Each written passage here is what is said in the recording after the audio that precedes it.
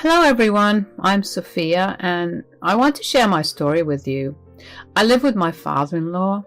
I used to be married to Matthew, the man I loved, and we thought we would have a perfect life together. However, as life often unfolds, destiny had an unusual twist for me. Our marriage, which was supposed to be a perfect union of love, turned out to be quite the opposite. I found myself facing a big betrayal, not only from the man I had loved with all my heart, but also from my mother-in-law. Today, I'm going to tell you all about it. My story is a mix of good times and bad, love and heartbreak, and how I found my inner strength.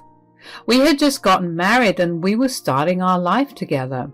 My husband and I lived in my house, which was important to me because I have always liked being independent and having my place.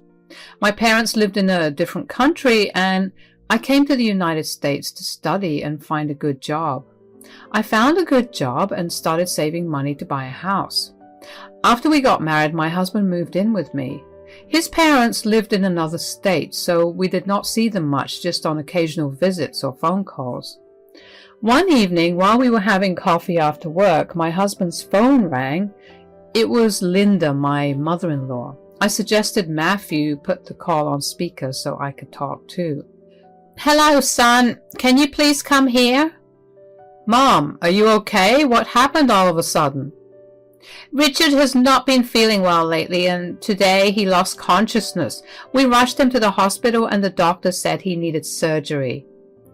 "Oh my God, Linda, why did you not tell us about this earlier?" "I thought it was not that serious. Could you both please come? I cannot handle this alone." Linda was very upset and needed our help. My father-in-law, Richard, was a great person and meant a lot to me. We were really worried, so we quickly decided to go visit them. "Do not worry, Mom. We will be there by tomorrow. Until then, take care and let us know if you need anything." "Okay, son. I'll be waiting for you both." We hung up the call, booked our tickets, and started packing. Matthew was visibly upset. "It is going to be okay, Matthew. Richard is going to be just fine." "I miss him. The surgery is going to cost a lot, and I do not even have any savings." "Don't worry about that. I have some savings put away." "Thank you, Sophia." The next day, we set out to visit my in-laws. We went to the hospital. Linda was sitting there very tense. As soon as she saw us, she hugged Matthew and started crying. "It is okay, Mom. Everything is going to be all right." "Yes, Linda, don't worry." We met the doctor and he told us to proceed with the required surgery. "Son, the surgery is needed. Do you have any savings?" "Don't worry, Linda. We will take care of that." The surgery was scheduled for the next day. It went well, but Richard was not completely cured. The doctor told us to take care of him for the next few months. Richard was discharged and we came home. "Thank you for all the help, Matthew and Sophia. I would not have been able to handle all of this alone." "It is okay, Linda. Call us whenever you need us." "We will leave tomorrow, Mom. Keep us posted." "Sure, son." The next day, we were about to leave, but something unexpected happened. Suddenly, Linda fell and became unconscious. "Mom! Mom, what happened?" We tried to wake her up. After some time, she regained her senses. "Are you okay, Linda?" "Oh, I'm feeling a little weak." "Oh, Mom, it looks like you're stressed out." "Yes, for the past few days it has been incredibly stressful. I don't know if I'll be able to take care of Richard in this condition." "Mom, I wish I could stay for a few more days. Should we arrange for some help?" "But Matthew, we can't just trust an outsider. And I think Linda also needs rest." "Then what should we do?" "Should we stay here until both of them recover?" "Sophia, your job is remote, but my office will not allow that." "Oh, you're right. Let me stay here, and when Richard is completely fine, I will come back." "Are you sure, Sophia?" Yes, Linda, I'll take care of both of you. That will be too much for you. Let us do one thing. I will go with Matthew, and as soon as I'm well, I will come back here. Yeah, that sounds like a good plan. Okay, sounds good. Thank you, Sophia. I will miss you. Take care. Do not worry. We will be fine. Take care of Linda. We will meet soon. Matthew and Sophia left, and I was left there with Richard. Richard was like a father to me, and I wanted him to get well soon. I'm sorry, Sophia. Now you're stuck with me. I do not feel like I'm stuck, Richard. I want you to get well soon. I'll take care of you with all my heart. Thank you so much, Sophia. I took Richard home, and as per the doctor's suggestions, I started taking care of him with all my heart. I used to miss my husband, but Richard's health was our priority. Richard was not able to move his legs, so I used to massage his legs every night and take care of his balanced diet. I was trying to handle my work and Richard's health. In between, I used to talk to Matthew, who was also busy taking care of Linda. Sophia, can you help me sit up for a moment? I was in the kitchen cooking, and Richard called me. Usually, he just used to sit in a wheelchair and read, so I became a little tense. I went to his room running. He wanted me to adjust his wheelchair. Of course, Richard. Let me adjust your wheelchair. Richard's eyes were shining. This was not normal. Sophia, something feels different today. I want to try something. What is it, Richard? Richard gritted his teeth. He slowly attempted to move his legs. There was a glimmer of effort in his eyes. My heart raced as I watched him try. Richard, be careful. Don't push yourself too hard. Richard's legs quivered, and he managed to lift them ever so slightly. My eyes watched with hope and amazement. Richard, you're moving your legs. Richard continued to struggle, but finally, with a determined push, he attempted to stand. However, his legs gave up, and he fell back into the wheelchair. I tried, Sophia. I tried. Richard, you do not know how incredible that was. You have not been able to move your legs for so long, and today you made progress. It is a big step, and we will keep working on it together. You are making me so happy. A small smile crossed his face. Thank you, Sophia. Your support means the world to me. We will keep trying. One day, I believe, you will stand up on your own. The days passed, and I continued to work tirelessly with Richard on his physical therapy. We both knew that the road to recovery would be long and challenging, but we were determined to make progress. Richard, we have come a long way since that day you first moved your legs. You are getting stronger every day. His face reflected a mix of determination and gratitude. Sophia, I could not have done it without you. Your dedication and encouragement have been my greatest motivation. As days turned into weeks, his progress became more noticeable. With my support, he could now stand for short periods with the help of a walker.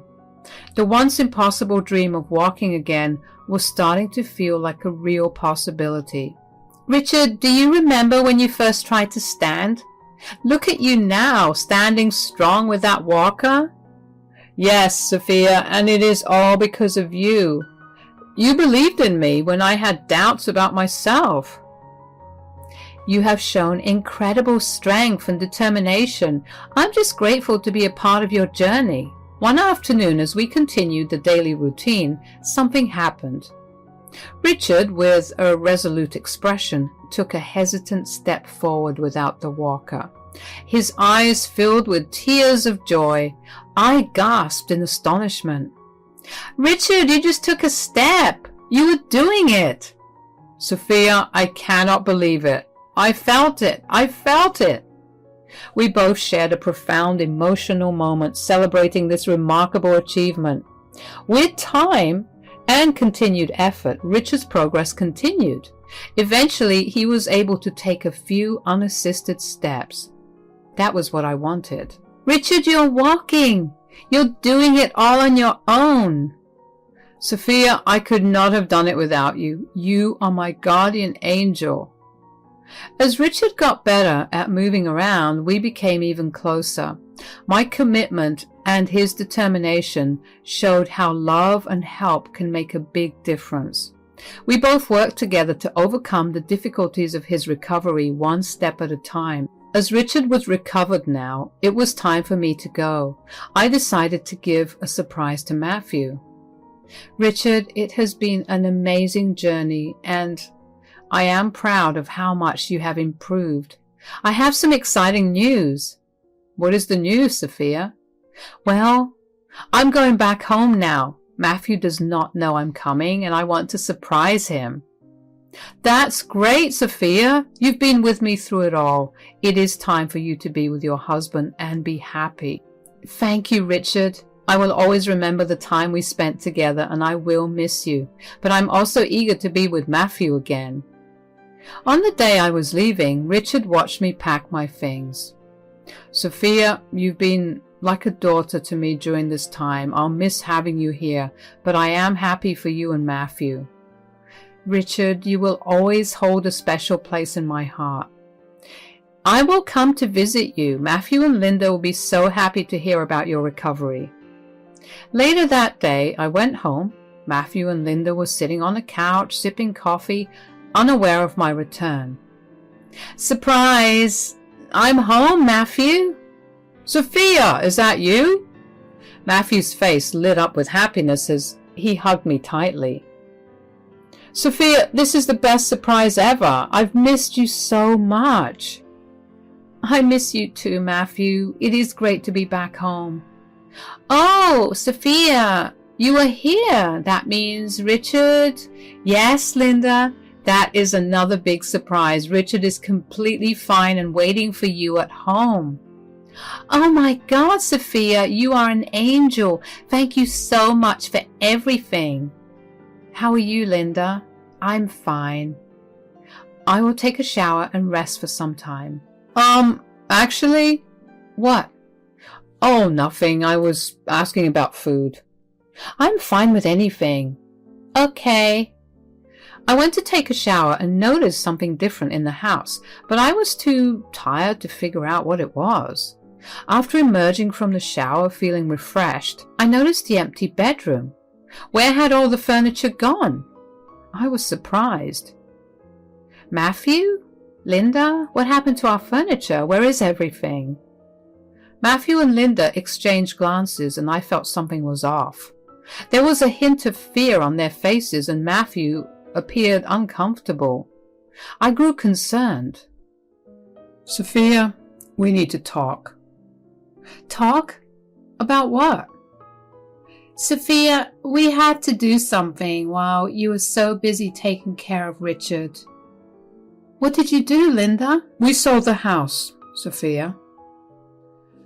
Did they sell the house? It took some time for me to process what Matthew had just said. How could he do that? Sold the house? You sold our home without even discussing it with me? How could you, Matthew? Sophia, it was a good deal. We would not have gotten that afterward. We needed the money. Money for what? You did this for yourselves.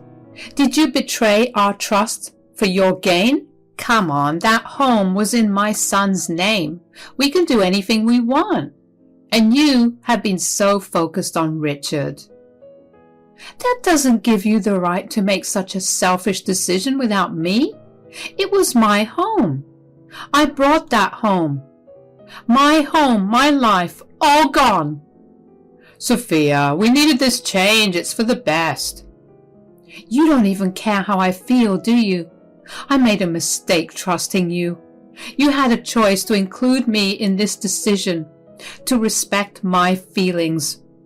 I cannot believe this, Matthew. It is done, Sophia.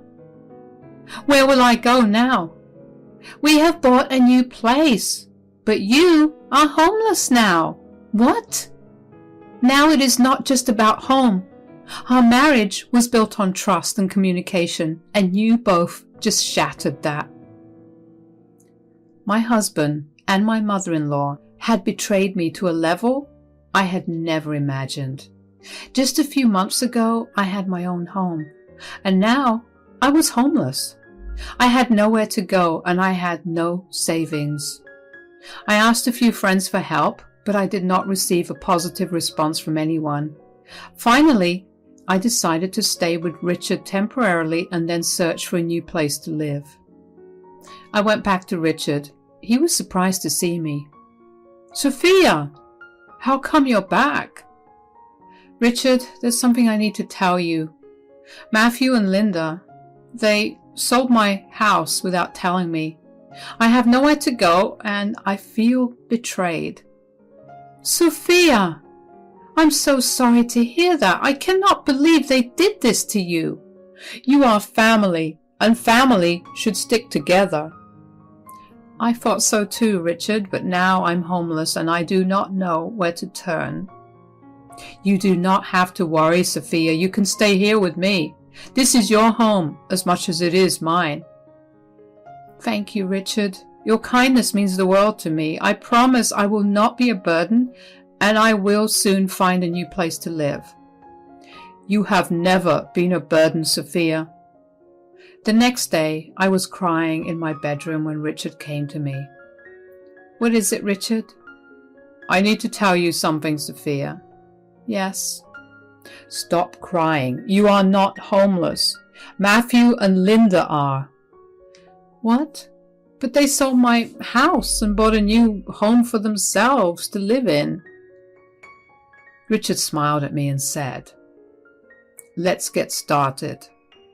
In the next few minutes, whatever Richard told me was unbelievable. I was overjoyed, and I knew how to take my revenge. We carefully devised a plan.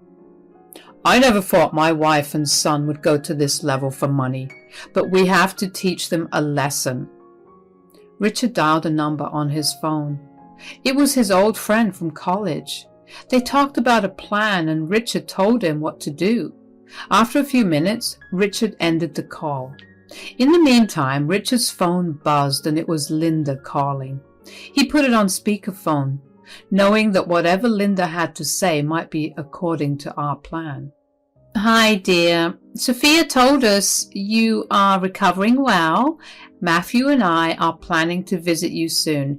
You know, we will never go away from you. Richard could not help but burst into laughter at Linda's words.